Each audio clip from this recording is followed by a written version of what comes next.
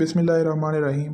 السلام علیکم دوستو، آج کی اس ویڈیو میں آپ کو بتاتا چلوں کہ قومی اسمبلی کا وہ اجلاس جس میں ڈپٹی اسپیکر دوست محمد مزاری نے حمزہ شہباز کو 179 ووٹ کی بنا پر وزیر اعلیٰ پنجاب قرار دیا۔ حمزہ شہباز نے حلف اٹھایا اور کابینہ تشکیل دی، جبکہ دوسری طرف پی ٹی آئی اور چودھری پرویز الہی نے ڈپٹی اسپیکر کی رولنگ کو سپریم کورٹ آف پاکستان میں چیلنج کر دیا۔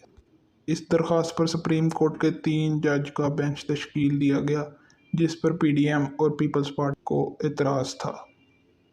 تمام تر اتحادی جماعتیں اور کاف لیگ نے بھی نون لیگ کا فریق بننے کا اعلان کیا اور سپریم کورٹ آف پاکستان میں اس کیس پر فل بینچ تشکیل دینے کی درخواست جمع کرائی۔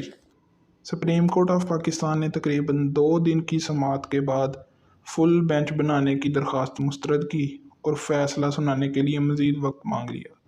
اگلے دن 2 سے 3 وقفوں کے بعد بالآخر فیصلہ محفوظ کیا اور رات 9 بجے فیصلہ سنا دیا کہ ڈپٹی اسپیکر کی رولنگ کو کالعدم قرار دیا جائے، جس کے بعد پرویز الہی کو 186 ووٹ کی بنا پر وزیر اعلیٰ پنجاب قرار دیا اور حمزہ شہباز کو دفتر خالی کرنے کے احکامات جاری کیے۔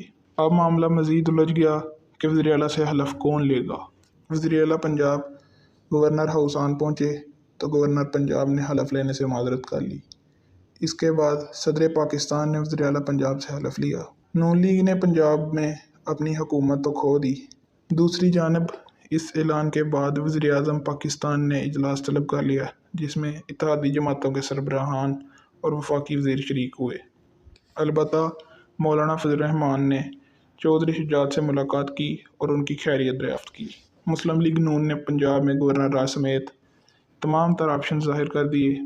اب دیکھا یہ جائے گا کہ نئے وزیر اعلیٰ پنجاب کتنی دیر تک اس کرسی پر قابض رہیں گے۔ کیا عام انتخابات تک یہی وزیر اعلیٰ پنجاب برقرار رہیں گے یا ان کو بھی اپنی کرسی کھونی پڑے گی؟